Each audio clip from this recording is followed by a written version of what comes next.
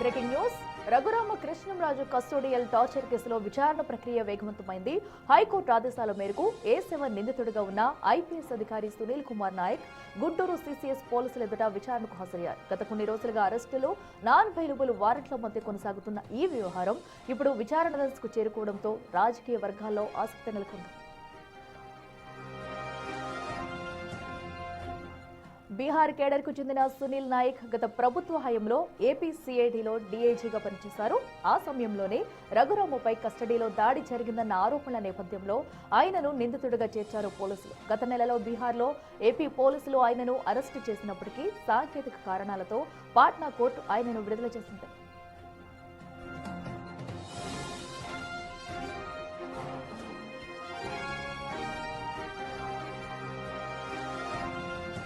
అయితే తాజాగా హైకోర్టు ఈ అంశంపై సీరియస్ అయింది. 5 రోజుల పాటు విచారణకు అందుబాటులో ఉండాలని, పోలీసుల దర్యాప్తునకు సహకరించాలని సునీల్ నాయక్ను ఆదేశించింది.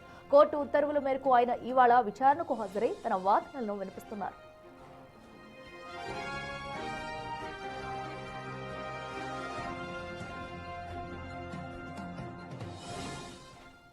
వీటికి మరింత సమాచారం మా ప్రతినిధి శివ లైవ్ లో అందిస్తారు. శివ, చెప్పండి. రఘురామకృష్ణరాజు కస్టోడియల్ కేసులో కూడా ఇప్పటికే సునీల్ నాయక్ ను విచారిస్తున్నట్టు తెలుస్తుంది. మరి ఇప్పుడు సునీల్ నాయక్ ను విచారిస్తే ఈ కేసు ఒక కొలిక్కి వచ్చే అవకాశం ఉందనుకోవచ్చు. అప్డేట్స్ ఏంటి? మొత్తం మీద చూసుకుంటే అనేక మలుపులు, ఆసక్తికరమైన అంశాలు, రాష్ట్రాలు దాటి, సరిహద్దులు దాటి చిత్ర విచిత్రమైన సంఘటనలకి సునీల్ నాయక్ కేసు వ్యవహారం కొనసాగింది.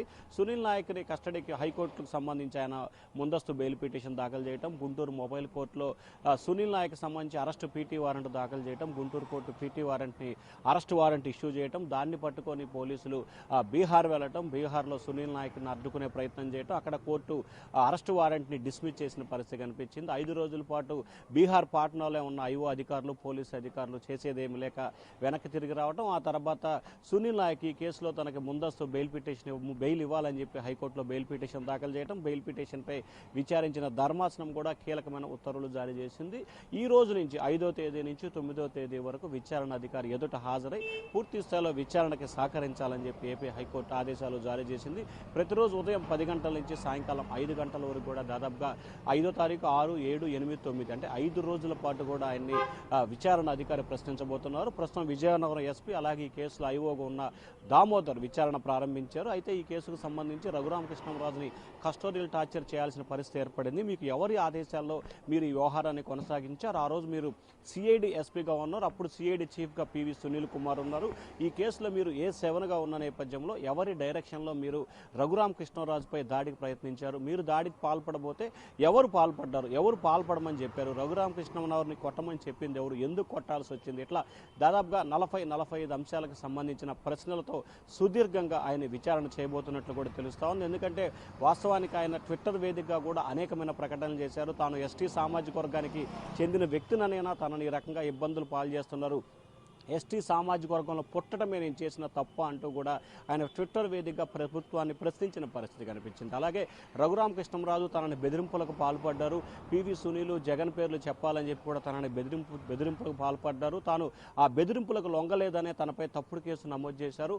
రఘురామకృష్ణరాజు తనతో మాట్లాడిన ఆడియో తన వద్ద ఉంది, సమయం వచ్చినప్పుడు బయట పెడతానని చెప్పి సునీల్ నాయక్ చేసిన ట్విట్టర్ సంచలనంగా మారిన పరిస్థితి కనిపిస్తుంది. మరి ఈ నేపథ్యంలో తాజాగా సునీల్ నాయక్ ఇన్వెస్టిగేషన్ అధికారి వద్ద తన వాదనలు ఏ రకంగా వినిపించబోతున్నారు, ఆ కేసులో ఆయన పాత్ర ఉందా లేదా, ఏదైతే ఆయన దగ్గర ఉన్న ఆడియోకి సంబంధించి IO దామోదర్కి వినిపిస్తారా అనేది కూడా కొంత ప్రశ్నార్థకంగా మారింది. ఖచ్చితంగా తన పాత్ర లేదు, రఘురామకృష్ణరాజే తనకి ఫోన్ చేసి వినిపించాడు, ఇదిగో ఆడియోని కనుక వినిపించినట్లయితే కనుక ఖచ్చితంగా సునీల్ నాయక్ పాత్ర ఉందా లేదా అనేది కూడా IO తేలే అవకాశం అయితే కనిపిస్తూ ఉంది.